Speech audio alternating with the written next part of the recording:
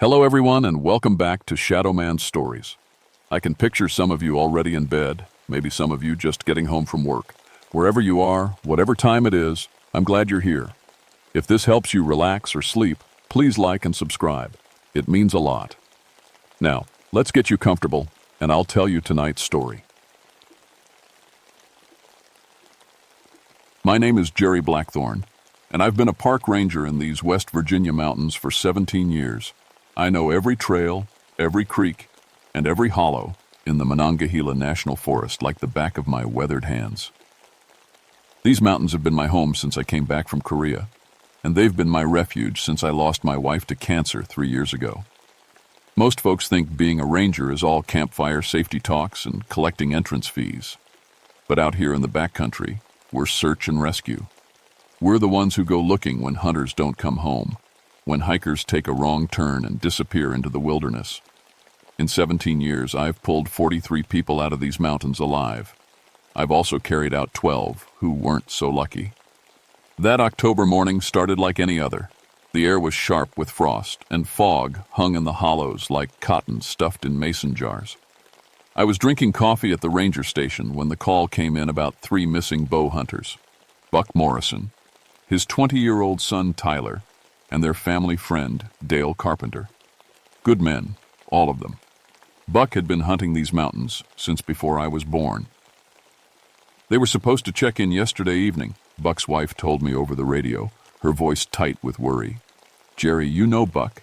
He's never late checking in. Never." She was right. Buck Morrison was careful as they come. He'd survived 2 tours in Vietnam by being careful. When Buck said he'd radio by 6 o'clock, he radioed by 6 o'clock. I gathered my gear and called in Pete Sullivan, a younger ranger who knew the area almost as well as I did.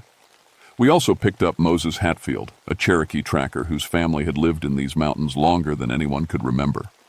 Moses knew stories about these hollows that went back centuries, though I'd always figured most of them were just mountain folklore. The drive to the trailhead took us past Little Cranberry Creek, where the water ran black under the overcast sky. The trees seemed different that morning, though I couldn't put my finger on why. The leaves hung too still, even with a breeze moving through the valley, and it was quiet, too quiet for hunting season. "You ever hear of Devil's Backbone Ridge?" Moses asked as we loaded our packs. "Sure," I said. "That's where Buck said they were headed. Good hunting up there." Moses shook his head slowly. "My grandfather used to tell stories about that place, called it a bad hollow, said some hungers up there are older than the mountains themselves." Pete laughed it off, but I noticed Moses packed extra sage and some stones I didn't recognize. At the time, I thought it was just old Cherokee superstition. I should have listened closer. The hike in took us 2 hours through terrain that grew stranger with every step. The temperature kept dropping, even though the weather service said it should have been warming up. Our breath came out in white puffs, and frost covered the rhododendron leaves, even though they should have stayed green all winter. When we found their camp, I knew something was very wrong. The camp was set up perfect, just like Buck would do it. 3 tents in a triangle, fire pit lined with stones, gear organized neat and tidy. But the fire was still warm under a layer of ash that didn't blow away when the wind picked up. That ash was wrong somehow. Too white, too fine, like ground bone. "Look at this," Pete called out, holding up Buck's compound bow. It was snapped clean in half, like someone had grabbed both ends and broke it over their knee. Only problem was, you'd need the strength of 3 men to break a hunting bow like that. Dale's bow was the same way, broken in 2 perfect pieces. Tyler's was missing entirely. Moses knelt by the fire pit, studying the strange ash. "This isn't from wood," he said quietly. "This is something else." I found the first tracks 20 yards from camp, pressed deep into the muddy ground near the creek.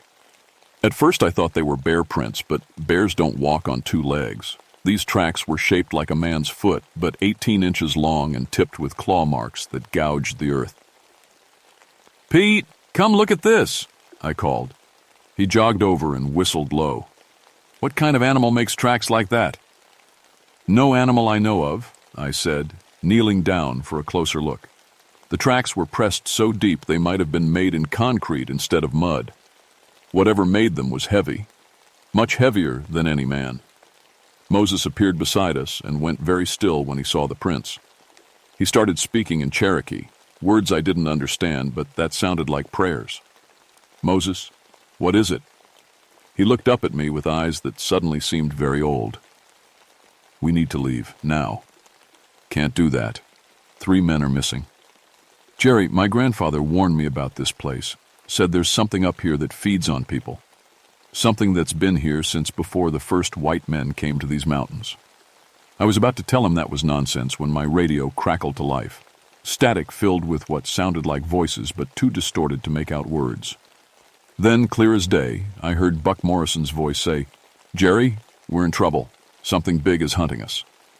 The problem was, Buck's radio had been found in his tent with the battery dead. Pete was checking his equipment and cursing. "My compass is spinning like a top. GPS shows us somewhere in the middle of Canada." I tried my radio again. Nothing but that strange static filled with whispers that almost sounded like screaming. As we searched the area around the camp, the wrongness got stronger. Birds didn't sing, squirrels didn't chatter. Even the insects were silent. The only sound was our boots crunching through leaves and the distant murmur of the creek. Then Pete found the trees. 3 ancient oaks stood in a line about 50 yards from camp. Each one had gouges carved deep into the bark, starting about 12 feet up and running down to eye level. The marks were too big for any bear, too deliberate for any animal. They looked like claw marks, but made by something with hands the size of dinner plates. "What could reach that high?" Pete asked, staring up at the gouges. Moses was examining the pattern more closely. "These aren't random," he said. "Look at the spacing. They're marks, signs." "Signs of what?" "Territory markers. Whatever made these is telling other things to stay away." He paused and looked around at the too quiet forest. "Question is, what's it protecting?" I was starting to get that feeling you get in combat when you know you're being watched. The hair on the back of my neck stood up, and I kept wanting to look over my shoulder. The fog was getting thicker too, rolling down from the ridge like it had somewhere to go. That's when we heard the humming. It started low, almost too deep to hear, like the sound a power line makes, but organic, alive. It seemed to come from everywhere at once, the trees, the ground, the air itself. Moses grabbed my arm hard enough to leave bruises. "We need to go, right now." But before we could move, Tyler Morrison stumbled out of the fog. At least it looked like Tyler at first. Same build, same hunting jacket. But when he got closer, I could see his eyes were completely black. Not just the pupils, the whole eye, like someone had filled them with ink. "Help me," he said in Tyler's voice. "Please help me." Then he smiled, and his teeth were too sharp. The thing wearing Tyler's face kept smiling at us with those needle teeth, and I felt my blood turn to ice water. This wasn't Tyler Morrison. This was something else wearing him like a Halloween mask. "Where are the others?" I asked, trying to keep my voice steady. "They're waiting for you," Tyler said, but his voice echoed wrong, like it was coming from the bottom of a well. "Down in the deep places, where it's always dark and always hungry." Moses started, chanting in Cherokee, words that seemed to push against the wrongness in the air. The thing that looked like Tyler hissed and stepped back. "Iron and sage won't help you," it said. "Nothing will help you. The hollow's hunger has awakened, and it remembers the taste of your kind." Pete raised his rifle, but I grabbed the barrel. "That's not Tyler, but Tyler might still be in there somewhere." "Tyler's gone," Moses said grimly. "That's just the shell now." The fake Tyler laughed, a sound like breaking glass. "Would you like to see what's left of him?" Then it opened its mouth wider than any human mouth should open, and Tyler's voice came out, screaming for help from somewhere far away. The sound cut off when the thing snapped its jaws shut. That's when I stopped thinking of it as Tyler at all.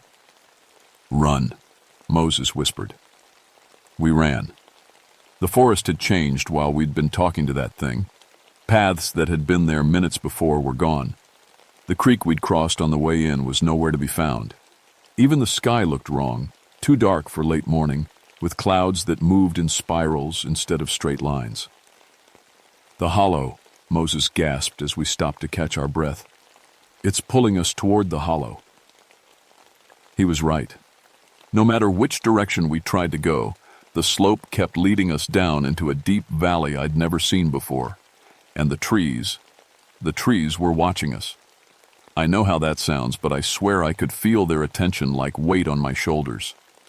Pete's watch had stopped working. When I checked mine, it showed 3 different times, depending on which angle I looked at it. The fog was so thick now we could barely see 10 feet ahead. That's when we found the cave. It opened up in the hillside like a mouth, surrounded by stones that had been arranged in patterns. Not natural patterns, deliberate ones.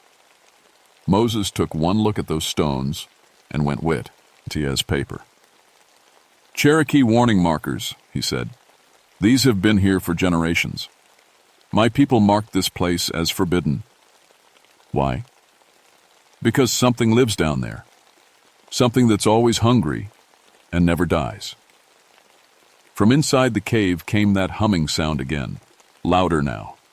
And underneath it, I could hear voices calling for help. Buck's voice, Dale's voice, even Tyler's real voice, not the echo we'd heard from that thing in the woods. "They're alive," Pete said. "We have to go in." Moses grabbed his arm. "That's what it wants. It's using their voices to lure us in." "Maybe. But what if they really are alive? What if we're their only chance?" I looked at that cave mouth and felt every instinct I had screaming at me to run. But I'd been search and rescue for 17 years. I couldn't walk away from people calling for help, even if it was a trap. "We go in careful," I decided. "Stay together. First sign of trouble, we back out." Moses shook his head but followed us into the darkness. The cave was bigger than it looked from outside. Much bigger. Our flashlights showed tunnels branching off in directions that shouldn't exist, and the walls were covered in markings that hurt to look at. Not Cherokee symbols. Something older. Something that made patterns in your vision when you tried to focus on them. "Look at this," Pete whispered, shining his light on the cave wall. The rock was covered in paintings. Stick figures that looked like people, and larger figures with too many arms and teeth that consumed them. The paintings told a story, and it wasn't a good one. "How old are these?" I asked Moses. "Old. Older than any Cherokee settlement. These were here when my people first came to these mountains." He studied the paintings with growing fear. "They tell about the Kekla Kudla, the hunger that walks." The voices were getting louder as we went deeper. Buck call, ing for help. Dale crying for his mother. Tyler begging someone to stop hurting him. But Moses was right. They echoed wrong. Like recordings played through broken speakers, that's when we found the first body. It was hanging from the ceiling like a side of beef, wrapped in something that looked like spider silk but felt wrong under my fingers. When I cut it down, I could see it had been a person once, but it was dried out like jerky, mummified, and it was wearing clothes from the 1950s. "How long has this thing been hunting?" Pete asked. Moses was examining marks on the cave wall. "According to these paintings, since the ice came and went, thousands of years." We found more bodies as we went deeper, dozens of them, some recent, some ancient. All dried out, all wrapped in that silk stuff, and all of them had the same look of terror frozen on their faces. The tunnel opened into a huge cavern, so big our lights couldn't reach the other side. In the center was an altar made of human skulls, arranged in a spiral pattern that made my eyes water to look at. And hanging above the altar, "Dale," Pete breathed. Dale Carpenter was alive, but barely. He hung upside down from thick ropes of that silk stuff, and something had been feeding on him, slow feeding, keeping him alive while it took pieces. His left arm was gone, part of his leg, but his eyes were open and aware. "Jerry," he whispered when he saw us. "It's been waiting for you. It knows you're here." That's when the humming stopped. In the sudden silence, I could hear something moving in the darkness beyond our lights. Something big. Something that breathed like a broken bellows and dragged itself across stone with the sound of fingernails on concrete. "Cut him down," I told Pete. "Fast." But as Pete reached for his knife, Dale started screaming. "Behind you! It's behind you!" I spun around just as something that used to be human dropped from the cave ceiling. It landed between us and the tunnel entrance, cutting off our escape. In the beam of my flashlight, I could see what the hollow's hunger really looked. Ked-like. It had been a person once, maybe centuries ago, but it had stretched and changed, growing tall as a basketball hoop and thin as a scarecrow. Its arms reached almost to the ground, ending in hands with fingers like broken tree branches. Its face was the worst part, still human enough to recognize, but wrong in every way that mattered. Yellow eyes that glowed in the dark, a mouthful of teeth that belonged on a shark. And it was hungry. I could feel its hunger like heat from a fire, pressing against my mind and making my stomach clench with sympathetic emptiness. The old stories were true, Moses whispered. It's a Wendigo, a person who ate human flesh until it became something else. The creature tilted its head and spoke in a voice like grinding stone. I know you, Moses Hatfield. Your grandfather's grandfather marked my territory with his blood. How thoughtful of you to return the favor. Then it moved. I've never seen anything that big move so fast. 1 second it was 20 feet away, the next it was right in front of Pete, reaching for him with those terrible hands. Pete got his rifle up and fired 3 shots into its chest, but the bullets might as well have been spitwads. The thing didn't even slow down. It grabbed Pete by the shoulders and lifted him off the ground like he weighed nothing. Pete screamed as those claws dug through his jacket and into his skin. Jerry, he yelled, don't let it... The Wendigo opened its mouth and breathed on Pete. Not air, something else, something that looked like black smoke and moved with purpose. Pete's scream cut off as that darkness poured into his mouth and nose. His eyes rolled back in his head, and when he looked at us again, they were solid black. 3 more, the thing said through Pete's mouth. 3 more, and I can walk in daylight again. Moses was pulling something from his pack, a leather pouch filled with what looked like ordinary stones. But when he threw them at the Wendigo, they hit like grenades. The creature shrieked and stumbled backward, dropping Pete's limp body. Sacred. Stones, Moses explained quickly, blessed by 7 generations of Cherokee medicine men. They won't kill it, but they'll hurt it. The Wendigo's yellow eyes fixed on Moses with pure hatred.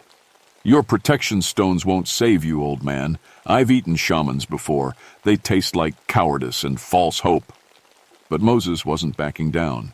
He was chanting in Cherokee, words that seemed to push against the wrongness in the air.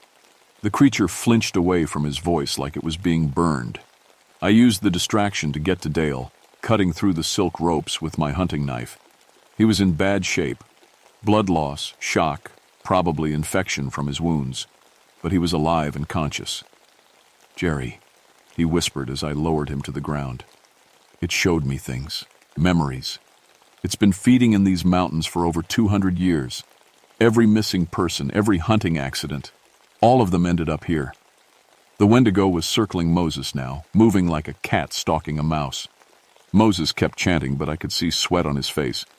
Those protection stones wouldn't hold it forever. How do we kill it? I asked Dale. You don't, he said. It's already dead. Has been for centuries. But you can send it back to sleep. The cave paintings, they show a ritual. 7 stones arranged in a specific pattern. It binds the creature to this place, keeps it from walking in the world above. Moses threw his last stone, and the Wendigo howled as it struck. But now the old Cherokee was defenseless. The creature grinned with too many teeth and started forward. The 7 stones, Moses called to me. In my pack. You have to complete the binding circle. I dumped Moses's pack and found 7 smooth stones, each one carved with symbols that hurt to look at. But I didn't know the pattern.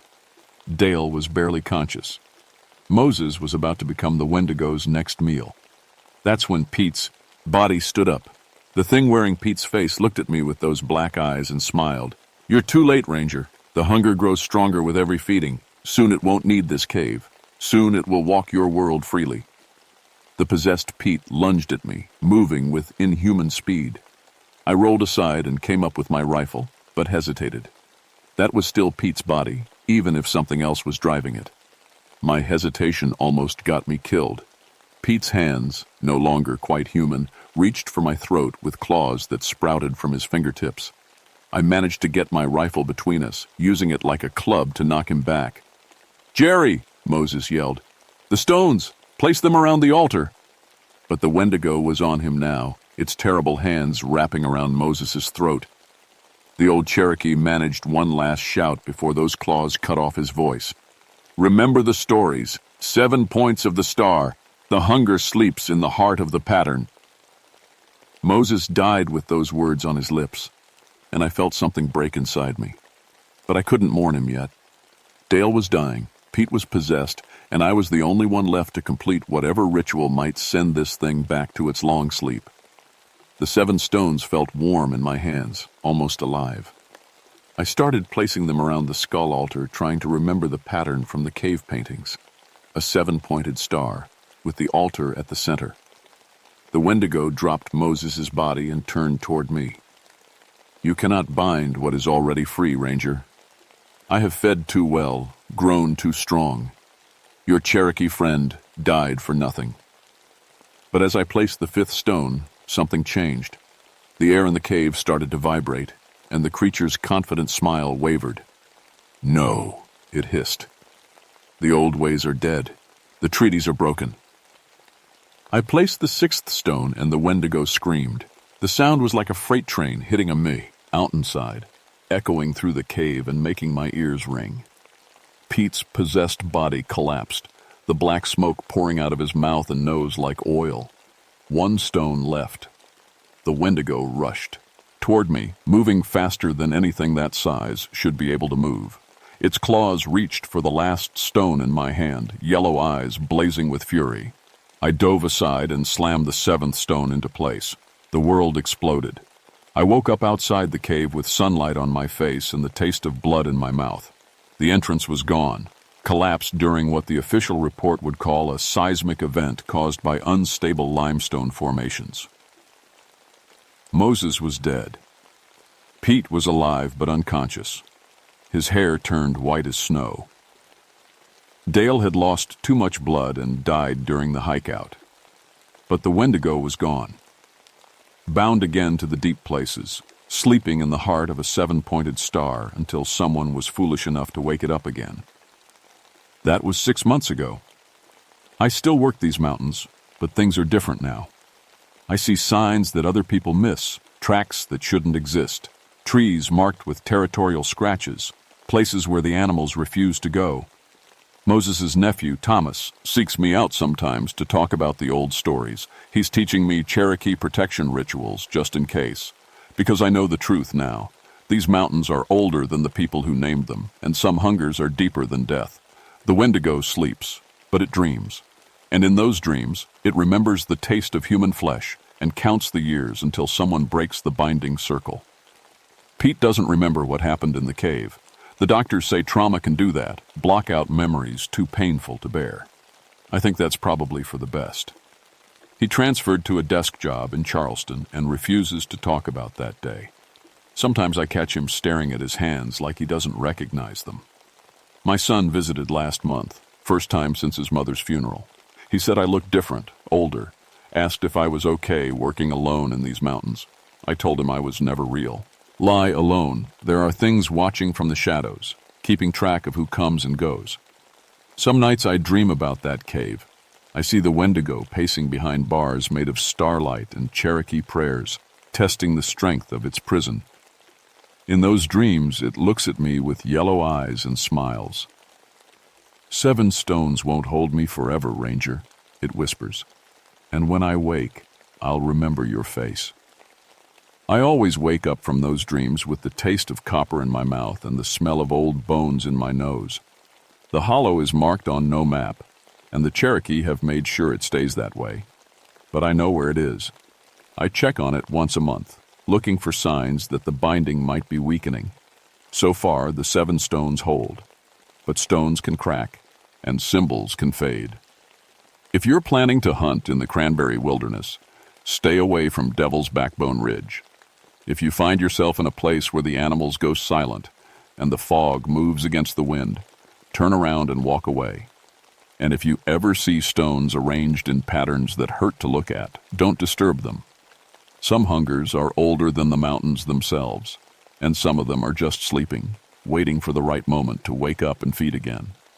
My name is Jerry Blackthorn, and I guard the hollow where the hunger sleeps. It's not the job I signed up for, but it's the job I have now. And I pray to whatever gods watch over these mountains that I never have to do it alone.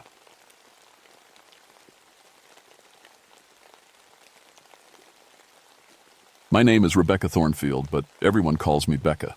I've been a park ranger at Shenandoah National Park for 12 years now, and I'm proud to say I was the first woman to become head ranger here. It wasn't easy getting this job. A lot of people thought a woman couldn't handle the tough work, especially the cave rescues. But I proved them wrong. I love this job because I'm good at it. I studied geology in college, so I understand the rocks and caves better than most. When tourists get lost in the limestone caves near Luray, I'm usually the one who finds them. I know every tunnel, every chamber, every dangerous drop. The mountains don't scare me because I understand them. The thing is, I never believed in the old stories. You know how mountain folk are, always talking about ghosts and spirits. The locals around here have been telling tales about singing stones for generations. They say certain rock formations along Skyline Drive make music that pulls people to their deaths. Complete nonsense, if you ask me. I always explained it away as wind blowing through the limestone. Simple science. This was September 1982. The leaves were just starting to turn, painting the mountains in brilliant reds and golds. Tourist season was in full swing, which meant more work for us rangers. People come from all over to see the fall colors, and they don't always stick to the safe trails. That's what I thought was happening when the disappearances started. The first call came on a Tuesday morning. An elderly couple from Ohio had vanished while hiking near Stony Man Summit. Their car was still in the parking lot, but they never returned. We found their water bottles and a torn map about 50 yards from one of the limestone formations, the ones the locals call the singing stones. Probably got turned around, I told my team. We'll find them. But we didn't. 2 days later, a group of college kids went missing in the same area.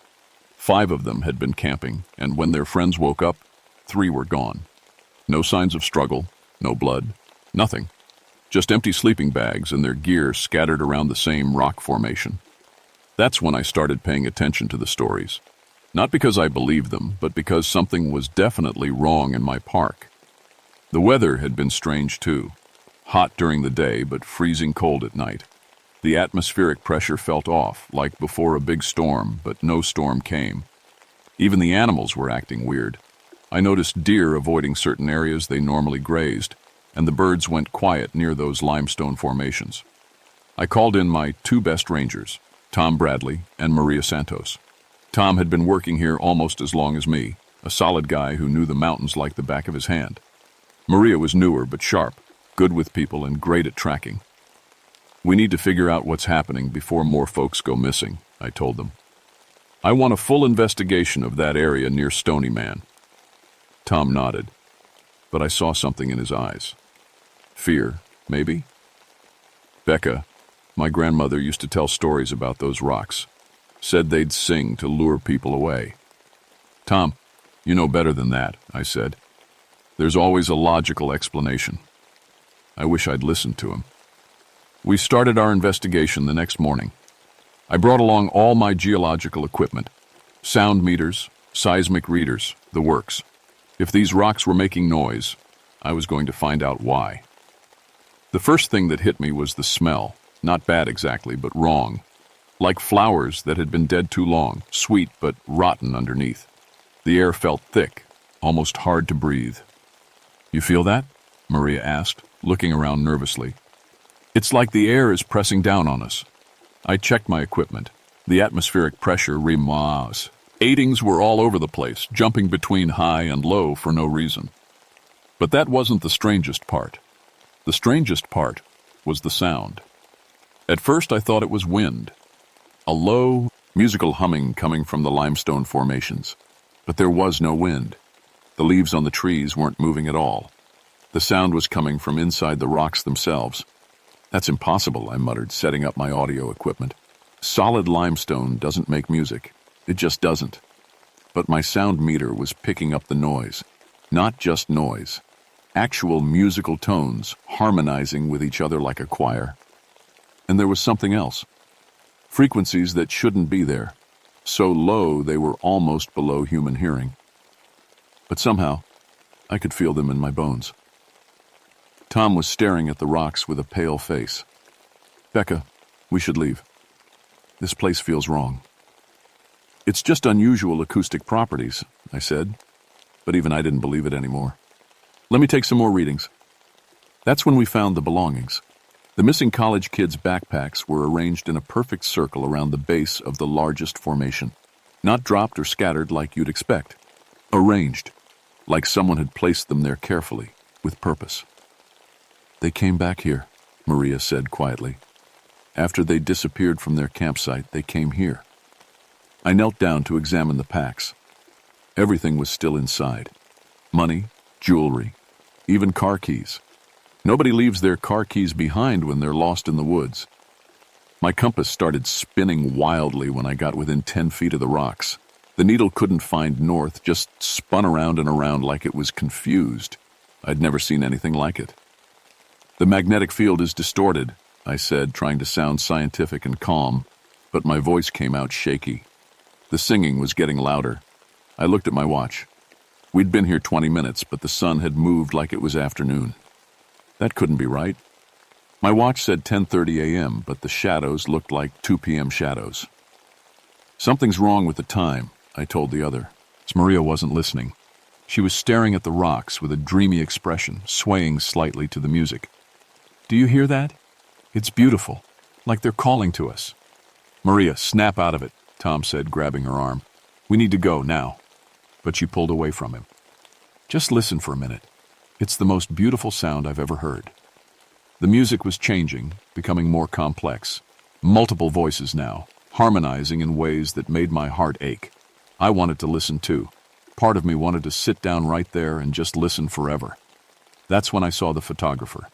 He was standing about 30 yards away near another formation. A young man with a camera around his neck, perfectly still. Too still. "Hey!" I called out. "You okay over there?" He didn't answer, didn't even move. We walked over to him and I nearly screamed. His eyes were open but empty, vacant, like nobody was home inside his head. He was breathing but barely, and he was humming along with the stones. "Sir, can you hear me?" I shook his shoulder. Nothing. He just kept humming that beautiful, terrifying music. Tom found the man's camera lying on the ground nearby. The last few photos showed people inside the rocks. Not in front of them, inside them. Translucent figures with their mouths open like they were singing. "That's not possible," I whispered. But the evidence was right there in the pictures. The singing got louder still, and I felt something change in the air. A presence, watching us, waiting. We grabbed the photographer, who came along willingly but never stopped humming, and got out of there as fast as we could. But I knew we'd be back. Whatever was happening in my park, I had to stop it. Back at headquarters, I tried to research everything I could about the singing stones. The photographer was in the medical center, still humming, still empty-eyed. The doctor's couldn't explain his condition. What I found in the old records made my blood run cold. Disappearances going back over 200 years. Always the same area, always the same pattern. People would vanish near the limestone formations. Sometimes their belongings would be found arranged in circles, and occasionally someone would return but be different. Empty, like the photographer. The Cherokee who lived here first had warnings carved into rocks nearby. I found drawings that showed people being pulled into stones by ghostly figures. They called it the place where spirits sing. "Look at this," Tom said, pointing to a record from 1847. James Bradley, age 34, disappeared near Singing Stones, never found. Tom's last name was Bradley. His face went white. "Probably just coincidence," I said, but we both knew better. Maria wasn't doing well. She kept talking about the music, saying she could still hear it even back at headquarters. She'd started humming the same tune as the photographer. "It's calling me back," she said dreamily. "They want me to join them." "Who wants you to join them?" I asked. "The The singers in the stones. They're lonely, Becca. They've been singing alone for so long. I was losing one of my best rangers to whatever was in those rocks. I had to do something. Against every safety protocol, I decided to go back that night. If these things were stronger in the dark, I wanted to see them at full power. I needed to understand what I was dealing with. I brought explosives. If this was some kind of gas leak or underground cavern causing hallucinations, maybe I could collapse it. Stop the disappearances. Tom insisted on coming with me. If something happens to you, who's going to stop this thing? We left Maria at headquarters. She wasn't safe to bring along, not with how the singing was affecting her. The night air was bitter cold, but the area around the stones felt warm, uncomfortably warm. My breath misted in the cold air everywhere except near the formations. The music was louder at night, much louder, and now I could hear words in it, though I didn't recognize the language. Old words, sad words, words that made me want to cry for reasons I couldn't understand. Becca, look, Tom whispered. The stones were glowing, just faintly, like they had light inside them, and there were shapes moving in that light. Human shapes. As we watched, the shapes became clearer. People inside the rocks, pressing against the stone like it was water. They were singing, their mouths open in perfect harmony. Some looked recent. I recognized the college kids who'd gone missing. Others looked older, their clothes from different time periods. And at the center, conducting them all, was a tall figure in buckskin clothing. Native American, with long braids and paint on his face. That's not possible, I breathed. The figure turned and looked right at me. His eyes were holes in his head, but somehow I knew he was smiling. The singing changed again. Now it was calling my name. Rebecca. Rebecca. Come home, Rebecca. I felt my feet moving toward the stones without my permission. The music was so beautiful, so perfect. I wanted to be part of it. I wanted to sing with them forever. Tom grabbed my arm. Fight it, Becca. Don't listen. But part of me didn't want to fight it. Part of me wanted to walk into that stone and join the eternal choir. That's when we heard Maria screaming. She came running out of the darkness, but she wasn't quite solid anymore. I could see through her, like she was made of moonlight and mist. Help me, she cried. I can't get out. I can't stop singing. She was becoming one of them. The spirits in the stones were taking her, piece by piece. The tall figure in buckskin stepped partway out of the rock, still translucent but more real than before. When he spoke, his voice echoed like it was coming from deep underground. Join us, Rebecca Thornfield. You understand the stones. Help us sing the old songs. Help us call others home. Home to what? I shouted back. You're dead. You're all dead. Dead? He laughed, and the sound made the rocks ring like bells. We are more alive than we ever were, Aunt. Flesh. We are eternal. We are the song that never ends. Around us, more spirits began manifesting. Dozens of them from different time periods.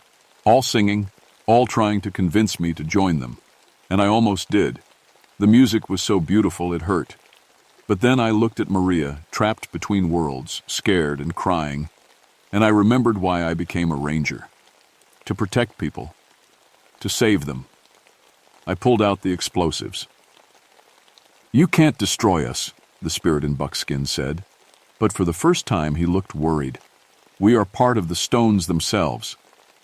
Maybe, I said, setting the charges around the largest formation.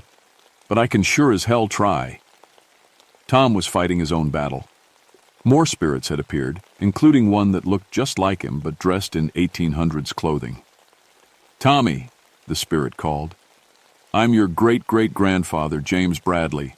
I've been waiting so long for family to join me. We can be together forever. Tom was crying, torn between fear and longing. Granddad James? But you're dead. You died in 1847. Death is just another song, boy. Come sing with me. I could see Tom wavering the same way I had, the same way Maria had. These spirits knew exactly how to tempt us, how to find our weak spots. "Tom," I shouted, "remember your training. These things are predators." But as I worked with the explosives, I started to understand what was really happening. The spirits weren't evil exactly. They were trapped. The music that made them so beautiful also bound them to the stones. They couldn't move on, couldn't rest, couldn't stop singing. And they were lonely. After decades or centuries of singing alone, they desperately wanted company. "You were people once," I said to the buckskin spirit. "What happened to you?" His expression grew sad. "I was a medicine man of my people. I heard the stones calling during a vision quest. The music was so beautiful. Well, I thought it was a gift from the spirits. I was wrong. The stones are hungry things, older than my people, older than yours. They feed on souls that love beauty too much." "Then why do you serve them?" "I don't serve them. I am them now. We all are. The stones take what we love most, music, beauty, harmony, and use it to trap others. We sing because we must. We call others because we must. We are the hunger of the stones given voice." Maria was fading more, becoming more spirit than human. "Becca, help me," she whispered. "I can feel myself disappearing." I had the explosives set, but I hesitated. If I destroyed the stones, would I destroy all the trapped souls too? Or would I free them? "There's only one way to break the cycle," the medicine man said quietly. "Someone must choose to stay willingly, to sing our song so the rest can be free. Someone must take our place." "No," Tom said firmly. "There has to be another way." But I could see it in his eyes. He was thinking about staying, about freeing his ancestor and all the other trapped souls by taking their place himself. "Tom, don't you dare," I warned. He smiled sadly. "Becca, my family's been here for generations. Maybe this is what I'm supposed to do." Before I could stop him, he walked toward the stones. As soon as he touched the largest formation, he became translucent like the others. But something unexpected happened. Instead of joining the eternal choir, Tom's presence disrupted it. The medicine man gasped and became more solid, more real. I feel the bonds loosening," he whispered in amazement. Tom was fighting from inside the stones, using his connection to his trapped ancestor to break the spiritual chains that bound them all. "Now, Becca," Tom called out, his voice echoing strangely. "While the song is broken, destroy the stones." I triggered the explosives. The blast was enormous, echoing across the mountains like thunder. But it wasn't just the sound of breaking rock. It was the sound of chains snapping, of prison doors opening, of souls finally set free. As the dust settled, I saw dozens of spirits rising from the rubble, no longer trapped, no longer singing. They looked at me with gratitude before fading into whatever comes after death. Tom's spirit was among them. He waved goodbye before disappearing with his ancestor. Maria collapsed, fully human again, but unconscious. The photographer we'd found earlier suddenly blinked and looked around, confused but alive. The terrible music had stopped. Finally, blessedly stopped. Maria recovered fully, though she never could remember exactly what happened while she was partially transformed. The photographer had no memory of his time under the stone's influence either. We told the official reports that they'd been suffering from some kind of gas leak in the caves that caused hallucinations. I knew better, of course. We sealed off the area permanently, claiming geological instability. Most of the limestone formations were destroyed, but a few smaller ones remained. Sometimes, on quiet nights, you can still hear faint music from them. But it's different now, sadder, weaker. The hunger that drove the stones is broken. I stayed on as head ranger, but I changed how I approached the job. I started talking to the local Cherokee elders, learning about the old stories and warnings their people had preserved. Science is important, but it's not the only way to understand the world. I also started an informal network with other rangers across the Appalachian Mountains. Turns out, a lot of parks have their own supernatural problems. Rangers dealing with things that can't be explained in official reports. We help each other now, share information, develop strategies for protecting visitors from threats that don't exist in any manual. Tom Bradley was officially listed as killed in a cave-in during the rescue operation. He got a hero's funeral and a memorial plaque. Only Maria and I know the truth about what he really sacrificed to free those trapped souls. Sometimes I wonder if I made the right choice. Tom died because I brought explosives instead of trying to understand the spirits first. Maybe there was another way to free them without losing him. But then I remember all the people who would have disappeared if we'd done nothing, all the souls who would have been trapped in eternal song. Tom saved them all. The mountains are quieter now. The deer have returned to their old grazing areas. Birds sing normal songs in the trees. Tourists hike the trails safely, never knowing how close they came to ancient dangers. I still patrol that area regularly, just in case. Because even though the big stones are gone, I can feel something watching from the smaller formations that remain, waiting, weakened, but not destroyed. The hunger in the stones is older than human history. We hurt it badly, but I don't think we killed it completely. That's why I'll keep watching, keep protecting, keep remembering the price that Tom Bradley paid to give those souls their freedom. And sometimes, late at night when the wind is just right, I swear I can hear Tom's voice carried on the breeze. Not trapped, not singing that terrible eternal song, but free. Warning me, thanking me, telling me to stay vigilant. Because the mountains never sleep, and neither do the things that live in them.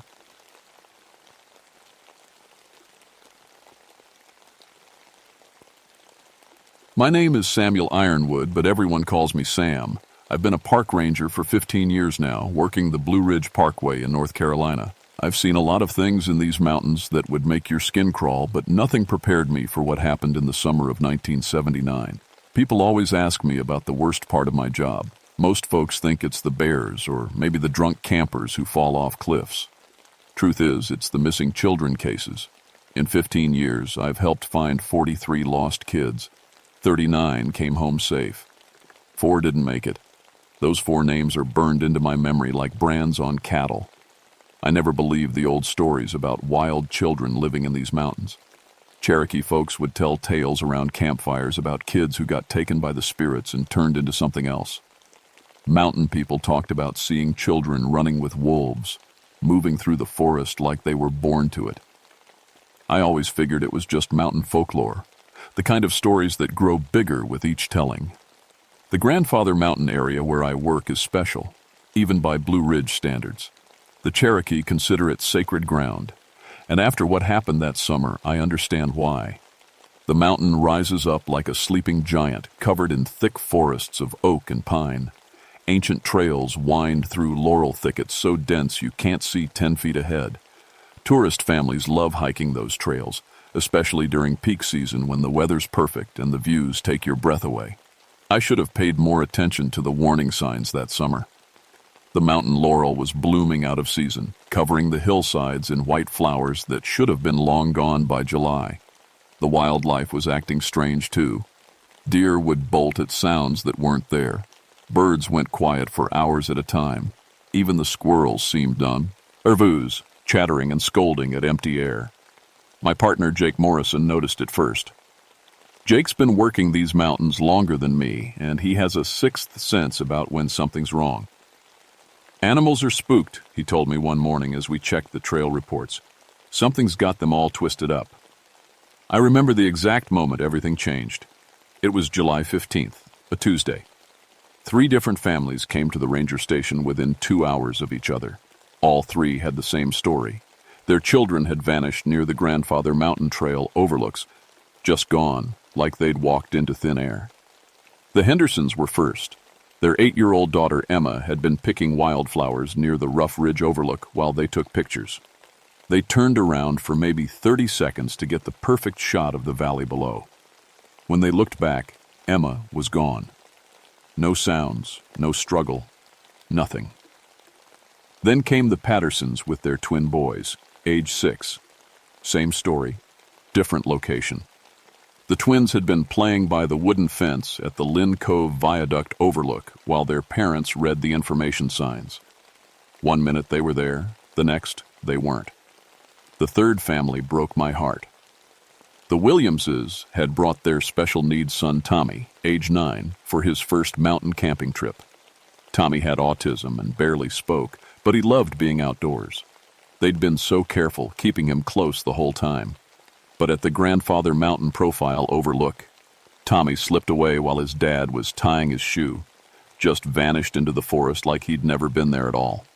3 children, 3 different locations, all within a 5-mile stretch of the same mountain.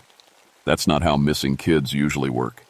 Usually it's one child, one bad decision, one moment of panic, not 3 separate families losing children in the same afternoon. Jake. And I started the search immediately. Standard protocol is to organize volunteers, bring in search dogs, and establish a grid pattern. The dogs should have been our best hope. These were trained tracking animals, used to finding lost hikers and campers in terrain just like this. But something was wrong from the start. The dogs wouldn't take the scent. 3 different handlers brought their best animals, and all 3 dogs had the same reaction. They'd start following a trail, then suddenly stop, whimper, and refuse to go any further. One dog actually bit its handler when he tried to force it forward. That's when I knew we were dealing with something different. The worst part was what we found instead of the children. Emma Henderson's teddy bear was the first discovery. We found it 40 feet up in an old oak tree, carefully placed on a branch like someone had climbed up and set it there gently. Not thrown, not dropped. Placed. The bear was completely clean, no dirt or damage despite being in the wilderness for 6 hours. Below the tree, arranged in a perfect circle, were the wildflowers Emma had been picking. But they weren't scattered like you'd expect from a struggle. They were laid out in a pattern, each flower the same distance from the next, forming a ring about 3 feet across. Inside the circle, the grass was pressed down like something had been sleeping there. Jake called me over to see the tracks. "Sam, you need to look at this." Around the flower circle were footprints, but they didn't make sense. Some looked like bare human feet, but too small and too perfectly formed. Others looked almost like animal paws, but with what seemed like finger marks in the soft earth. The strangest part was how they moved. The tracks didn't follow any logical path.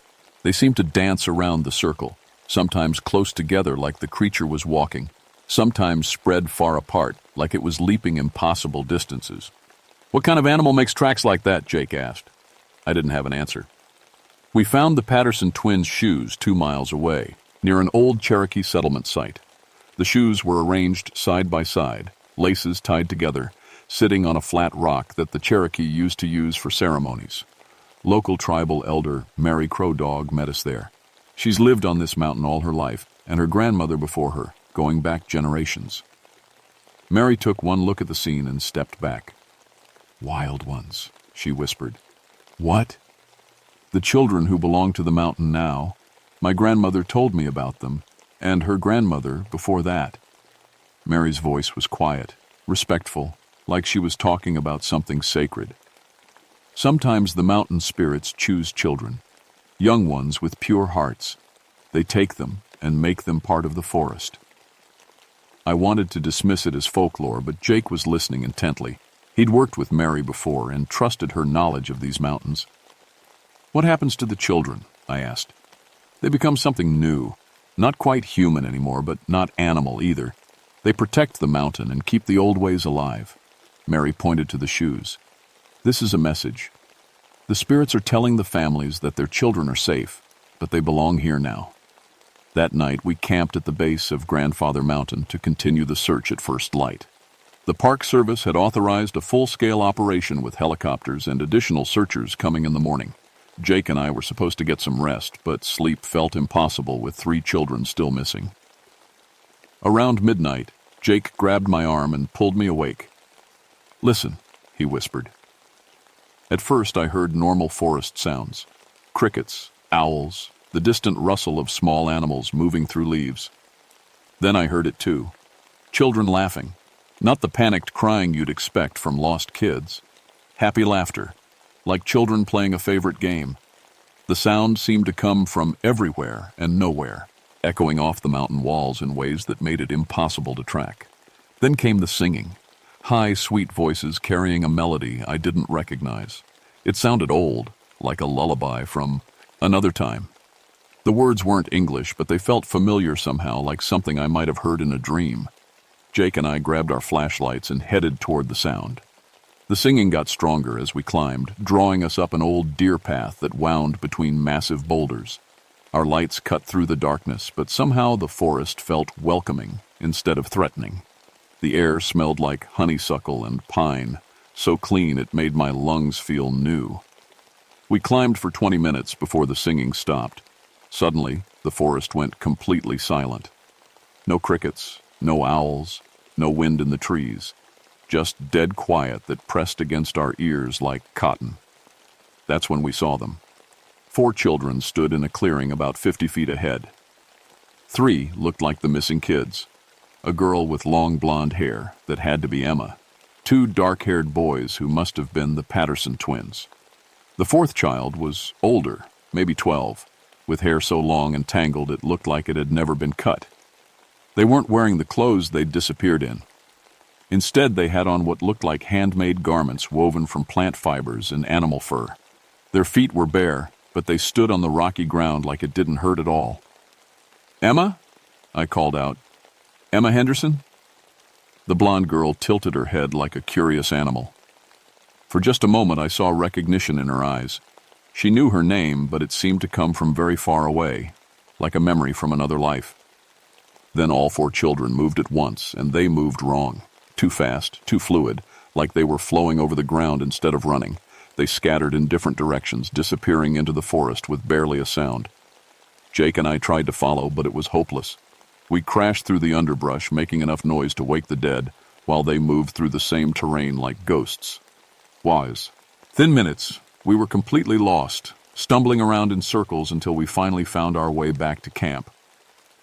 "Did you see how they moved?" Jake asked as we sat by our dying campfire. I nodded.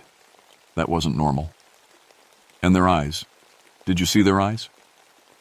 I had seen them. In the brief moment before they ran, I'd caught a glimpse of the children's faces in our flashlight beams. Their eyes reflected the light like an animal's eyes, glowing softly in the darkness. They weren't human anymore. Not entirely. The next morning brought more search teams and more questions I couldn't answer. The parents had spent the night in town, clinging to hope that their children would be found safe. I had to look them in the eye and tell them we'd heard their kids but couldn't reach them. Try explaining that to a desperate mother without sounding completely insane. Special Agent Carol Reeves arrived from the FBI's Child Abduction Unit. She was professional, experienced, and completely unprepared for what we were dealing with. She set up a command post and started treating this like a standard kidnapping case, asking about suspicious vehicles and potential suspects. "Any known sex offenders in the area?" she asked, spreading maps across a folding table. "Agent Reeves," I said carefully, "I don't think we're dealing with a traditional abduction." She looked up sharply. "What do you mean?" I told her about the arranged flowers, the impossible tracks, and the children we'd seen moving through the forest with supernatural speed. I watched her expression change from interest to concern, to the kind of look you give someone who might be having a breakdown. "Ranger Ironwood, I understand this is stressful, but we need to focus on facts. Children don't just transform into woodland creatures." Jake stepped forward. "Agent Reeves, I've been working these mountains for 20 years. What we saw last night wasn't normal." Mary Crow Dog had been listening quietly. Now she spoke up. "There are more children up there. Not just the 3 from yesterday. Children who've been missing for years, maybe decades." Agent Reeves turned to Mary with barely concealed frustration. "Ma'am, if you have information about missing children, I need you to be specific." Mary nodded and pulled out a worn notebook. 1973, Jenny Clearwater, age 7, disappeared near Boone Fork, never found. 1968, Michael Torres, age 9, vanished at Rough Ridge, never found. 1955, Sarah Beth Collins, age 8, lost during a family camping trip, never found. She kept reading names and dates, going back decades. Each case was the same pattern. Young children disappearing near sacred Cherokee sites, massive searches that found nothing, families who never got answers. 47 children over the past 30 years, Mary finished, all taken near the old places where my people used to perform ceremonies. Agent Reeves was taking notes now, but I could see she was struggling with the implications. 47 children was too many for coincidence, but the idea of a multi-generational conspiracy seemed impossible too. That afternoon, we found Tommy Williams. Or rather, Tommy found us. Jake and I were searching the area around Callaway Peak when we heard rustling in the rhododendron thickets. We called out, hoping it might be one of the missing children. Instead, Tommy stepped out of the bushes. But it wasn't the same Tommy who'd disappeared the day before. The boy who'd barely spoken and needed constant supervision now moved with confidence and purpose. His clothes were gone, replaced by the same kind of woven garments we'd seen on the other children. His hair was tangled with leaves and small flowers, like he'd been sleeping in the forest. Most shocking of all, Tommy was talking. Not the few words he'd managed before, but complete sentences in a voice that sounded older and wilder than his 9 years. "The mountain chose us," he said, standing just out of reach. "We're free now. Tom, your parents are worried sick about you. They love you and want you to come home." Tommy tilted his head, considering this. "I remember parents. They were sad because I couldn't talk right, but I talk fine here. The mountain taught me." He gestured to the forest around us. "Listen." I tried to hear whatever Tommy was hearing, but all I caught was normal forest sounds. Wind in the trees, birds calling, the distant chatter of squirrels. Tommy smiled like I'd missed the point. "You hear noise? We hear the language. The trees talking to each other, the stones remembering old songs, the water telling stories from faraway places."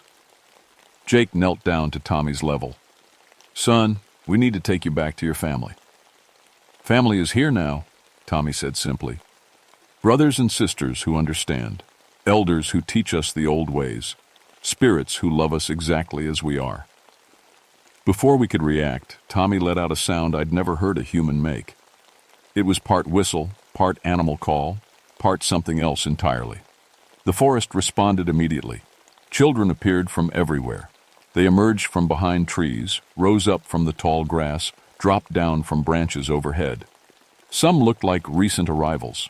Emma Henderson, the Patterson twins, a few others I didn't recognize, but others had clearly been here much longer. There was a teenage girl with hair down to her waist and skin tanned dark from years in the sun. A boy who looked about 14, muscles lean and strong from climbing mountains. And leading them all was a girl who couldn't have been more than 20, but carried herself with the authority of an elder. Sarah Beth Collins, the child who'd gone missing in 1955. She'd grown up here, in the wild, and somehow become the leader of this strange family. Looking at her, I understood that these weren't lost children anymore.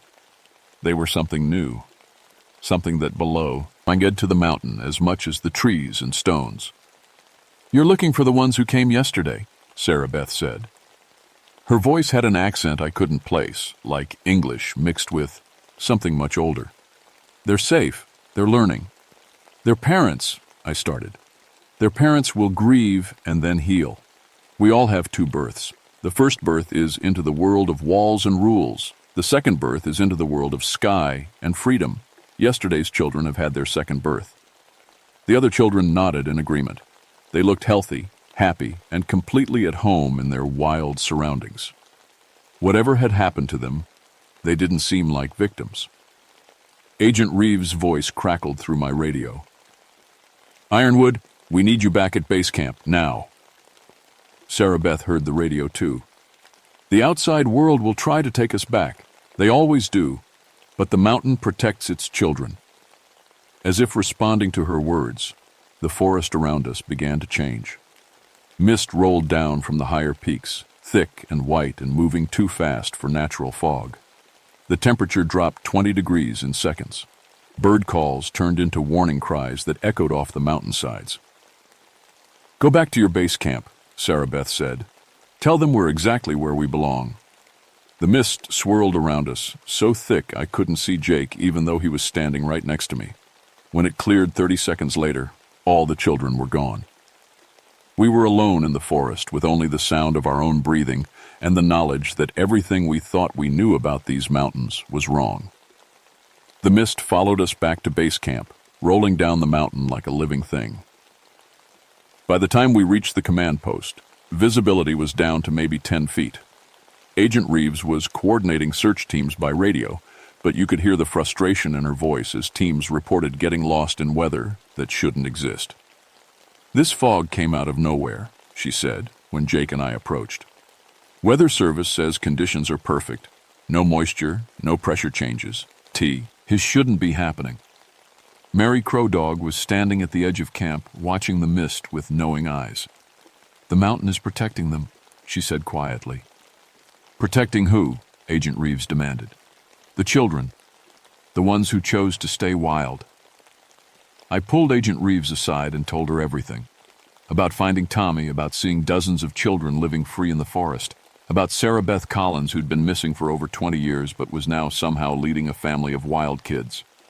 Agent Reeves listened without interrupting, but I could see her building a case for having me removed from the investigation. When I finished, she was quiet for a long moment. "Ranger Ironwood, I think the stress of this situation," Mary's voice cut through the conversation. "They're coming." Through the mist, shapes were moving. Human shapes, but moving in ways humans shouldn't move. They flowed over the rocky ground like water, silent and graceful. As they got closer, I could see it was the children. All of them. Nearly 50 kids ranging in age from about 6 to their early 20s. They arranged themselves in a semicircle around our camp, just outside the range of our lights. Their eyes reflected the glow from our lanterns, creating dozens of points of soft light in the white fog. Sarah Beth stepped forward as their spokesperson. In the better light, I could see she was beautiful in a wild way, like a forest spirit from an old story. Her clothes were woven from plant fibers and decorated with feathers and small bones. She moved with the confidence of someone completely at home in her environment. "You're still looking for the 3 who came to us yesterday," she said. Agent Reeves stepped forward, her hand instinctively moving toward her weapon. "I'm Special Agent Carol Reeves, FBI. We need to speak with Emma Henderson, Timothy and Douglas Patterson, and Tommy Willis." "They're learning our ways. Soon they'll decide if they want to stay or return to the outside world. The choice is always theirs." "These are children. They can't make that kind of decision." Sarah Beth smiled, but there was sadness in it. "I was 8 when I chose. I remember my first family, the one that tried to make me into something I wasn't. They loved me, but they couldn't understand me. Here, I learned what I really was." Emma Henderson stepped out from the group. She'd only been with the wild children for 2 days, but already she looked different. More confident, more alive. Her blonde hair was braided with flowers, and her feet were bare, but she showed no sign of discomfort on the rocky ground. "Mama?" she called out. Agent Reeves spoke into her radio. "Bring the Henderson family to the command post, now." While we waited, Sarah Beth told her story.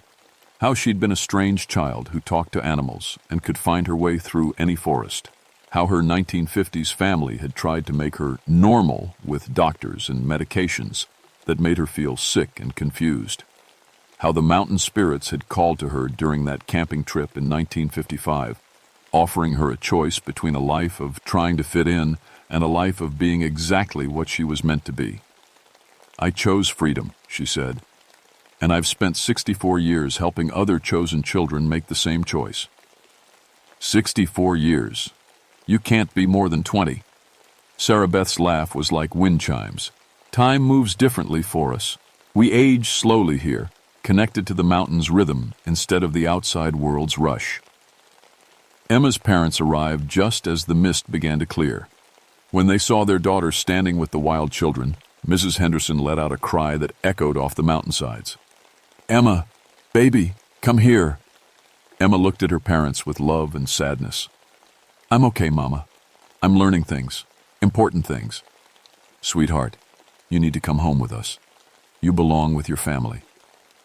I know you love me, Emma said carefully, but I was never happy before. I was always wrong somehow. Here, I'm exactly right. It was the most articulate I'd ever heard the shy 8-year-old speak. Whatever was happening to these children, it was bringing out parts of them that had been hidden before. The Patterson twins stepped forward next, holding hands. They'd always been quiet boys, overshadowed by louder siblings. Now they radiated confidence and joy. We can talk to the animals here, Timothy said. And understand the language of the trees, Douglas added. We were always different, Timothy continued. Now different is good. Tommy Williams was last. His parents were crying as they approached, overwhelmed by hearing their autistic son speak in complete sentences for the first time in his life. The mountain fixed what was broken in me, Tommy said simply. I'm not sick here. I'm special. Agent Reeves was struggling with a situation that didn't fit any of her training. This is impossible. Children don't just transform. Sarah Beth turned to her with infinite patience. Your world says there's only one way to be human. Our world knows there are many ways. These children were never meant for your small boxes and labels. They're meant for something bigger. You can't just take people's children. We don't take anyone. We offer a choice to those who don't fit in your world. Some choose to stay, some choose to return. The decision is always theirs. As if to prove her point, a teenage boy stepped forward from the group. I chose to go back, he said, 3 years ago. Sarah Beth helped me remember enough about the outside world to fit in. I visit sometimes, but I live with a family in Asheville now. I'm in high school. I play basketball. He grinned. But I still know how to talk to the wind. Agent Reeves was taking notes frantically, trying to make sense of a situation that defied every category she understood. This is kidnapping, child. Endangerment. You're keeping minors from their legal guardians. What we're doing, Sarah Beth said gently, is saving children who don't fit into your world. Children who are labeled as problems instead of being recognized as gifts. She gestured to Tommy. His parents spent 9 years trying to fix what was never broken. Emma's parents were planning to send her to boarding school because she was too imaginative. The twins were being medicated for being quiet and sensitive. The parents looked stricken. Everything Sarah Beth said was true. We offer these children a place where their differences are strengths, where being sensitive means understanding the forest's moods, where talking to animals is a gift, not a symptom, where moving differently means dancing to the mountain's rhythm. Agent Reeves raised her weapon. I'm ordering you to release these children immediately. 50 pairs of eyes turned toward her, and the forest itself seemed to hold its breath. The temperature dropped again, and that supernatural mist began rolling back down the mountainsides. You can't stop us with violence, Sarah Beth said sadly. We're part of the mountain now, part of something bigger than your laws and weapons. The mist thickened until I couldn't see anyone clearly. When it began to clear, only the 4 newest children remained: Emma, the twins, and Tommy. The others had melted back into the forest like they'd never been there. We'll give them 3 days to choose, Sarah Beth's voice echoed from the surrounding trees. 3 days to decide which world they belong to. Then they choose, and you respect that choice. This isn't over, Agent Reeves called out. No, came the reply, already distant. It's just beginning. The next 3 days were the strangest of my career. Agent Reeves brought in child psychologists, social workers, and federal marshals. The parents set up camp at the base of the mountain, desperate to convince their children to come home. The media arrived and turned the whole thing into a circus, but the children spent those 3 days burning. They would appear at the edge of camp each morning, clean and healthy and clearly being cared for. They'd spend time with their parents, listening to pleas and promises. But each evening, they'd return to the forest with the wild ones. I watched them change hour by hour. They moved more gracefully, spoke more confidently, and seemed more alive than they'd ever been. Emma's shy mumbling became clear, expressive speech. The twins' nervous energy transformed into calm confidence.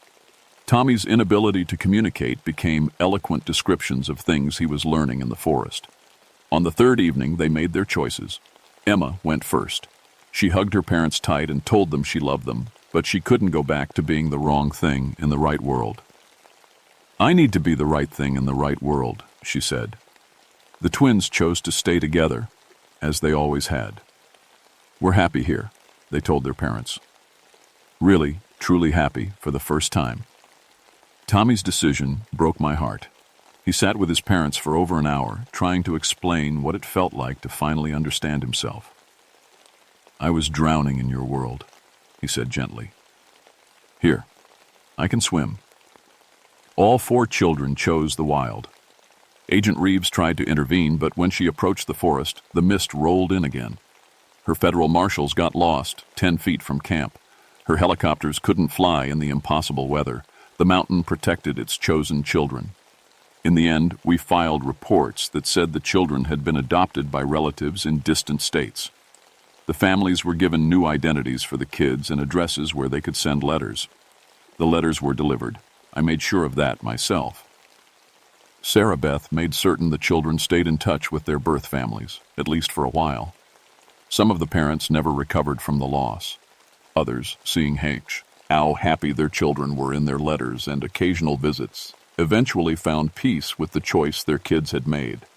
I became the unofficial liaison between the two worlds. Once a month, I'd hike up to the old Cherokee ceremony sites and leave supplies, antibiotics for serious injuries, books for the older children, news from the outside world. Sarah Beth and I developed a friendship based on mutual respect and shared concern for the welfare of the wild children. Over the years, I learned more about how it all worked. The mountain spirits, or whatever they were, didn't take every child who got lost in the forest. They only called to the ones who truly didn't fit in the regular world. Kids with autism, severe ADHD, sensory processing issues, or just deep sensitivity that made normal life painful. Some children stayed for a few months and then chose to return, better equipped to handle the outside world. Others, like Emma and Tommy, found their true home in the wild and never wanted to leave. I learned that there were other places like this, hidden communities of children who'd chosen a different way of being human. The Appalachian Mountains held dozens of them, all connected by ancient networks that predated European settlement. Agent Reeves never got her answers, but she stopped trying to rescue the children after she spent a day with them and saw how genuinely happy they were. She filed a report that satisfied her superiors and recommended the area be designated as a protected wilderness zone. I retired from the Park Service in 1995, but I still live near the mountain. I still make my monthly supply runs, and sometimes, on clear evenings, I can hear the children singing old songs that make the forest feel like home. Last month, a new family arrived at the base of Grandfather Mountain.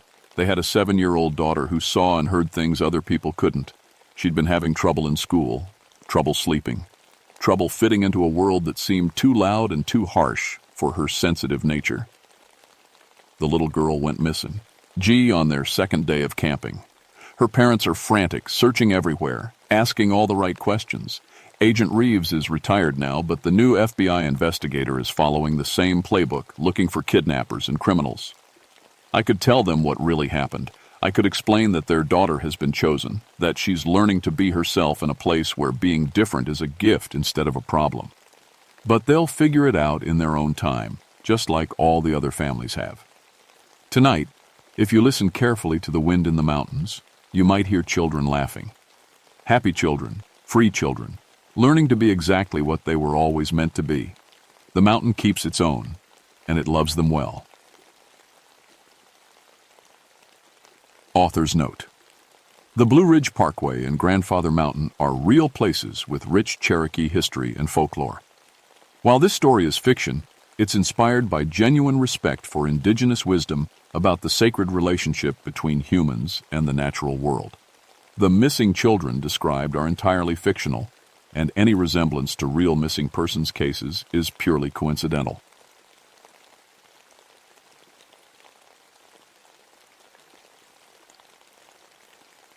My name is Marcus Bloodworth, but everyone calls me Mark. I've been a park ranger in the Great Smoky Mountains for 20 years, and I've saved more hikers than I can count. When people get lost up here, they call me. When someone falls off a cliff or gets trapped in a cave, they call me.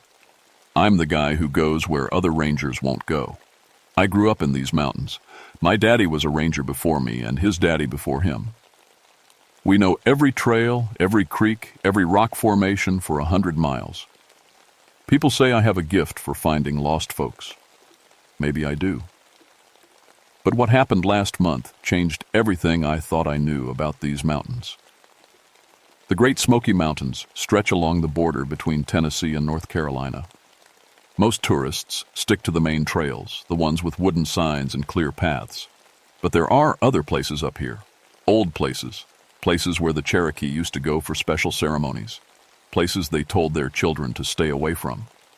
One of those places is called Cataract Falls. It's way back in the wilderness, past where most hikers ever go. The trail up there is rough, and it crosses over something the old-timers call the Devil's Backbone. It's a long ridge of black rock that runs for about 5 miles through the deepest part of the forest. I never paid much attention to the stories about that ridge. Every mountain has ghost tales. But I should have listened. I should have paid attention to why the Cherokee avoided that area. Because now I know the truth. Some places are just wrong, and the Devil's Backbone is one of them. It all started on a Tuesday morning in October. The leaves were turning, and the air had that crisp feeling that brings out the serious hikers. I was drinking coffee in the ranger station when the call came in. "Mark, we got a situation," said my supervisor, Janet. 3 experienced hikers went up to Cataract Falls 5 days ago. They should have been back by now. 5 days was too long. These weren't weekend tourists. The missing group included Tom Bradley, a geology professor who knew these mountains almost as well as I did. His wife Beth was with him, plus their friend Kevin Chen, who taught survival skills to park rangers. "Any idea where they went exactly?" I asked. "They filed a backcountry permit for the Cataract Falls Trail. Said they wanted to study some rock formations up near the Devil's Backbone." I felt something cold in my stomach when she said that name. My grandmother used to tell stories about that ridge. She said the Cherokee called it the place where the world bends. I always thought she was just trying to scare us kids. "I'll head up there this morning," I said. "If they're hurt, they'll need help fast." I packed my gear carefully. Extra rope, medical supplies, emergency radio, GPS unit, and my compass, an old brass one that belonged to my grandfather. I also brought something I rarely carried, my pistol. I couldn't explain why, but something told me I might need it. The trail to Cataract Falls starts easy. It follows an old creek bed for the first few miles, winding through oak and maple trees. The path is clear, and you can hear the water running alongside you. But as you get higher, things change. The trees get bigger and older. The underbrush gets thicker, and the creek starts to sound different, like it's whispering secrets you're not supposed to hear. After 3 hours of hiking, I reached the first checkpoint where Tom's group should have signed in. The logbook was there, and I could see Tom's handwriting from 5 days ago. "Beautiful day," he had written. "Looking forward to seeing the Devil's Backbone formations." Those were the last words anyone ever heard from them. The trail past the checkpoint got steeper and rockier. I was making good time, following the blazes that marked the path. But after another hour, something strange happened. I came to a fork in the trail that shouldn't have been there. I've hiked this path dozens of times. I know every turn, every tree, every rock. There has never been a fork here. The trail goes straight for another 2 miles before it splits near the base of the Devil's Backbone. But there it was, a clear path branching off to the left, with fresh blazes on the trees. I checked my map. According to the GPS, I was exactly where I thought I was. But the map showed no side trail. I looked at my compass, and the needle was spinning slowly, like it couldn't decide which way was north. That's when I heard the voices. They were coming from down the left fork. Tom's voice, clear as day. "Mark! Mark, over here! We need help!" I called back, but got no answer. I listened again, and heard Beth's voice this time. "Please hurry! Kevin's hurt!" I should have been more careful. I should have called for backup. But these were my friends, and they sounded like they were in trouble. I took the left fork. The path led down into a small valley I'd never seen before. The trees here were enormous, bigger than any trees should be in this part of the mountains. Some of them looked like they'd been growing for hundreds of years. But that was impossible. This whole area had been logged in the 1920s. As I walked deeper into the valley, I noticed other things that didn't make sense. The rocks were the wrong color, a dark red that looked almost like dried blood. The air felt thick and heavy, like before a thunderstorm, but the sky was clear, and there were no birds, no insects, no sounds at all except my own footsteps. I found their campsite about half a mile down the trail. 3 tents, neatly set up in a circle. A cold fire pit in the center, backpacks and gear scattered around like they'd left in a hurry. But no people. I called their names, but my voice seemed to get swallowed by the trees. I checked the tents. All their sleeping bags were there, along with their clothes, and personal items. Tom's geology equipment was laid out like he'd been studying rock samples. But where were they? That's when I found the first really strange thing. Tom's notebook was open to a page of measurements and sketches. According to his notes, he'd been studying the rock formations for 3 weeks, but they'd only been up here for 5 days. I read through his entries, getting more confused with each page. He wrote about changes in the rock that happened over time, but he described watching them happen in a single day. He wrote about trees growing and changing before his eyes. He wrote about the sun setting in the north. On the last page, in handwriting that looked shaky and scared, he'd written, "Time is broken here. We've been walking the same trail for days, but we never get anywhere. The sun comes up, but it's always morning. We see ourselves coming down the trail while we're walking up it. Something is very wrong with this place." I felt my skin crawl as I read those words. I looked around the empty campsite and tried to think of a logical explanation. Maybe Tom had gotten confused. Maybe the stress of being lost had made him imagine things. But then I heard the voices again. This time they were coming from back up the trail, the way I'd just come. "Mark, down here, we're trapped!" I spun around, but there was no one there. The voices sounded like they were coming from underground or from very far away. I decided to keep looking. Maybe they'd gone to explore the rock formations Tom had written about. I followed a smaller path that led toward the base of the Devil's Backbone Ridge. The path wound through a forest that got stranger with every step. The trees were covered with some kind of moss that glowed faintly in the shadows. The rocks jutted out of the ground at impossible angles, like they'd been twisted by some giant hand. And then I saw the first person. It was Kevin, standing about 50 yards ahead of me on the trail. He was facing away from me, perfectly still, like he was looking at something in the distance. "Kevin!" called out. "Are you okay?" He didn't turn around. He didn't move at all. I ran toward him, but the strangest thing happened. The closer I got, the farther away he seemed to be. It was like the trail was stretching out in front of me. I stopped running and tried to think. This had to be some kind of optical illusion. Maybe the stress was getting to me too. But when I looked back the way I'd come, I could see myself walking up the trail. Not a reflection, not a memory. Actually me, following the exact same path I'd just taken, making the exact same movements. That's when I knew Tom's notebook was telling the truth. Something was very, very wrong with this place. I ran back toward the campsite, but it wasn't there anymore. Instead, I found myself on a trail I didn't recognize, heading toward a cliff face that shouldn't exist. The compass in my hand was spinning like a broken toy, and my GPS unit showed impossible coordinates, numbers that would put me somewhere in the middle of the Atlantic Ocean. That's when I heard the screaming. It was coming from somewhere up ahead, echoing off the rocks. A woman's voice, Beth's voice, screaming for help over and over again. I climbed toward the sound, scrambling over rocks that felt warm to the touch, despite the cool October air. The screaming got louder, but it also started to sound wrong, too long, too high-pitched, like something pretending to be human. When I reached the top of the cliff, I found Beth. She was standing at the edge, looking down into a canyon that dropped away into darkness. But something was wrong with her. She looked older, much older. Her hair was white and her skin was wrinkled and spotted with age. "Beth?" I called out carefully. She turned toward me, and I saw her eyes. They were the eyes of a very old woman, but they were full of terror and confusion. "Mark," she said, and her voice was cracked and thin. "How long have I been here? We were just setting up camp. But I feel so tired, so old."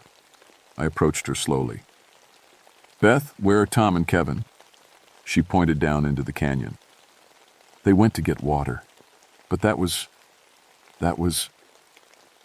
She looked at her hands, staring at the wrinkled skin like she'd never seen it before. "What's happening to me?" I looked down into the canyon and saw them. Tom and Kevin were at the bottom, maybe 100 feet down. They looked like they were moving in slow motion, filling water bottles from a stream that glowed with the same faint light as the moss on the trees. But they looked wrong too. Kevin's hair was completely gray, and Tom was moving like an old man, bent over and struggling with each step. "How long have you been here?" I asked Beth. 5 days, she said. "Just 5 days. We came up to study the rock formations. But the days keep repeating. We wake up, we hike, we make camp, we wake up again, and each time we're a little bit older." I felt panic rising in my chest. This was impossible. People don't age years in a matter of days. But looking at Beth's ancient face, I couldn't deny what I was seeing. "We have to get out of here," I said. "Right now." I tried to radio for help, but the radio just produced static. I tried my cell phone, but it showed no signal. And the time display was changing randomly, jumping from 3 o'clock a.m. to 11 o'clock p.m. to 6:30 a.m. "We've tried to leave," Beth said. "Every day we try to leave. But the trails keep changing. They lead us in circles, and each time we try, we lose more time." I helped her down from the cliff edge and started planning a way to reach Tom and Kevin. But as we climbed down into the canyon, I noticed something that made my blood run cold. The sun was setting in the north. I'd been hiking these mountains for 20 years, and I knew which direction was which, but the sun was definitely setting in the wrong direction. And as I watched, it seemed to speed up, dropping toward the horizon faster than it should. "Beth," I said, trying to keep my voice calm, "tell me exactly what happened when you first got here." "We set up camp in the normal spot," she said. "Tom wanted to study the rocks on the Devil's Backbone. We went to bed, and when we woke up, the campsite had moved. It was in a different place, but our tents were still set up exactly the same way. And then? We tried to hike out, but the trail led us back to camp. We tried again, but it was like the forest was rearranging itself around us. And every day, we were a little bit older." We reached the bottom of the canyon, and I got a closer look at Tom and Kevin. They weren't just old. They were ancient. Tom's beard was white and reached almost to his chest. Kevin's face was so wrinkled I could barely recognize him. But the worst part was their eyes. They looked at me like they'd been lost for years, not days. "Mark," Tom said, his voice barely a whisper. "You shouldn't have come here. This place, it's not part of our world anymore." "What do you mean?" Kevin pointed up at the ridge above us. "The Devil's Backbone." Tom was right about the geological formations, but they're not just rocks. They're like a doorway, a crack between different times and places. I looked up at the black ridge and saw something that made my knees weak. The rocks were moving. Slowly, like they were breathing. And between them, I could see glimpses of other places. Other times. I saw the forest as it was 100 years ago, thick with trees that had been cut down decades ago. I saw Native American villages that shouldn't exist. I saw things that might have been from the future, strange structures and lights that made no sense. The Cherokee knew about this place, Tom said. They put up warning markers. They told their people to stay away, but we didn't listen. "How do we get out?" I asked. "I don't think we can," Beth said. "We're trapped between moments, between different versions of time." That's when I heard something that made my blood freeze. Footsteps behind us, heavy footsteps like something big was walking down into the canyon. I turned around and saw myself coming down the trail. But not the way I looked now, the way I'd looked when I first arrived. I was carrying my backpack, calling out for Tom and Beth, following the exact same path I'd taken an hour ago. I was watching myself from the past, but I was also somehow in the future where my friends had aged decades in a matter of days. Time is broken here, Tom whispered. Past and present and future are all mixed up, and the longer we stay, the more lost we become. The footsteps got closer, and I realized something horrifying. If I could see myself from the past, then something else was watching all of us. Something that had been here much longer than any of us. Something that didn't want us to leave. As my past self walked down into the canyon, I grabbed Beth and Tom and Kevin and pulled them behind a large boulder. I didn't know what would happen if I met myself, but I had a feeling it wouldn't be good. We watched as the other me discovered the campsite, read Tom's notebook, and followed the trail exactly as I had done.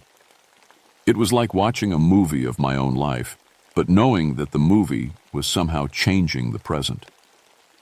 This has been happening over and over, Tom whispered. We see ourselves arriving. We see ourselves getting trapped. We see ourselves getting older. But we never remember the previous times until it's too late. How many times? I asked. I've lost count, Kevin said. His voice was so old and weak I could barely hear him. Dozens, maybe hundreds. That's when I saw them.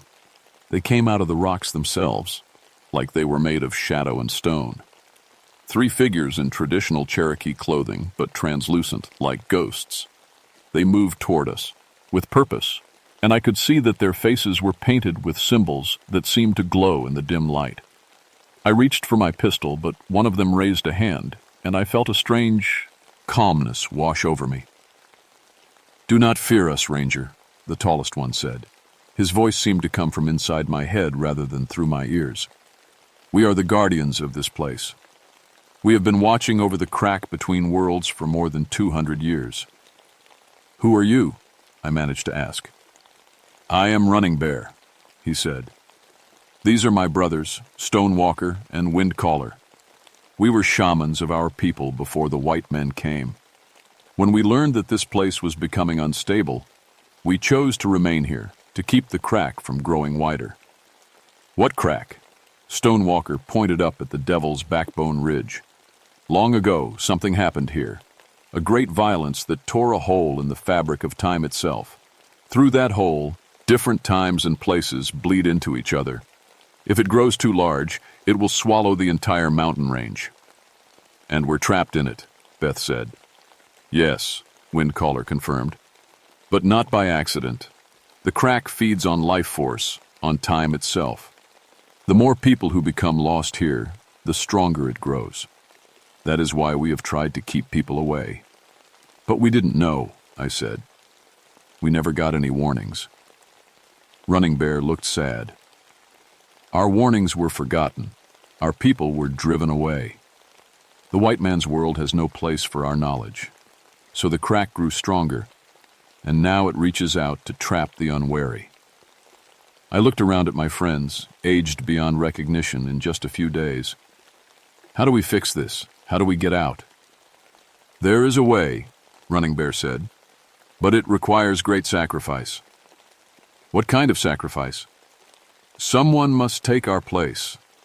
Someone must become a guardian, to watch over the crack and keep it stable. We have grown weak after so many years. We need someone with knowledge of both the old ways and the new." I felt my heart sink. "You want me to stay here forever?" "Not forever," Stonewalker said, "but for a very long time, until the crack can be properly sealed, or until another guardian can be trained to take your place." "And my friends?"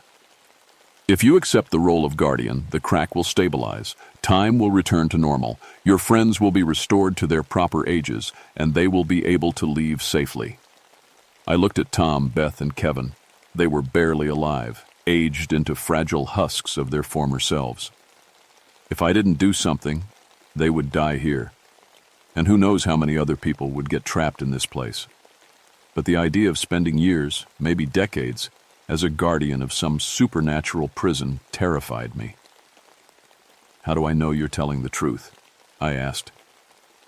Running Bear smiled sadly. Look around you, Ranger. Does anything you see here follow the laws of your world? We are the only thing standing between this place and total chaos. Without guardians, the crack will grow until it swallows everything. I thought about my life outside these mountains. I had a small cabin, a few friends, my job as a ranger. But no family, no wife, no children. Maybe this was what I was meant to do. Maybe this was why I'd always been so good at finding lost people in these mountains. What would I have to do? Learn the old ways, Windcaller said. Learn to see the cracks before they grow too large. Learn to guide the lost back to safety. Learn to keep the balance between the worlds. And you'll teach me? For as long as we can, Running Bear said. Then you will be on your own. I looked up at the Devil's Backbone Ridge and saw that the cracks were getting wider. Through them, I could see more glimpses of other times and places.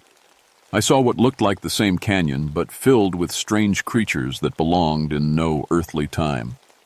I saw the forest burning in some future disaster. I saw darkness that seemed to go on forever. If this thing kept growing, it wouldn't just trap hikers. It would tear apart reality itself. Okay, I said, I'll do it. The three Cherokee spirits looked relieved. They began to chant in their own language, and I felt something changing inside me. Knowledge flowed into my mind, ancient knowledge about the nature of time and space, about the thin places where other worlds touch ours, about the responsibilities of those who guard the boundaries. The ritual took what felt like hours, but when it was over, I could see the world differently. I could see the streams of time flowing around us like rivers. I could see where they were broken and where they needed to be mended. And I could see that my friends were returning to normal. Tom, Beth, and Kevin aged backward before my eyes, their white hair darkening, their wrinkled skin smoothing, their bent backs straightening. Within minutes, they looked like themselves again, tired and confused, but alive and normal. What happened? Beth asked, looking around in bewilderment. I feel like I've been asleep for weeks. You were trapped in a time distortion, I explained, but you're okay now.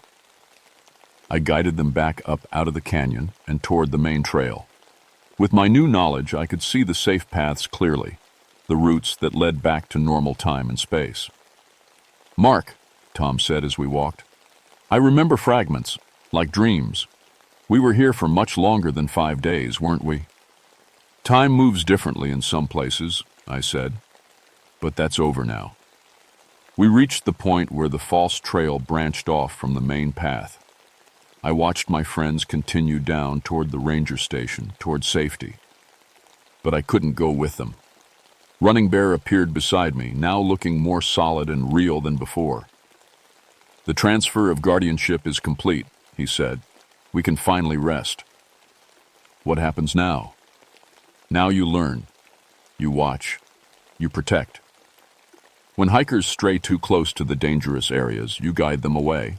When the cracks begin to widen, you perform the rituals to stabilize them. Will I age like a normal person? Time touches guardians differently. You will age, but slowly. You have perhaps 50 years before you must find someone to replace you. I thought about that. 50 years alone in these mountains, keeping watch over supernatural forces that most people would never believe existed. Are there other places like this? I asked. Many, Stonewalker said, appearing on my other side. The world is full of thin places where reality is weak. Most have guardians, some do not. Those are the dangerous ones. Over the following weeks, I returned to my job as a park ranger. But everything was different. I could see things other people couldn't see. I could sense when someone was heading toward one of the dangerous areas, and I always found reasons to redirect them. My official report about Tom, Beth, and Kevin said that they had gotten lost due to equipment failure and that I had found them suffering from dehydration and exhaustion. No one questioned it. No one wanted to dig deeper into what had really happened. But I kept detailed notes in a private journal, notes about the locations of the thin places, about the signs that indicated when reality was becoming unstable, about the rituals needed to maintain the barriers between worlds.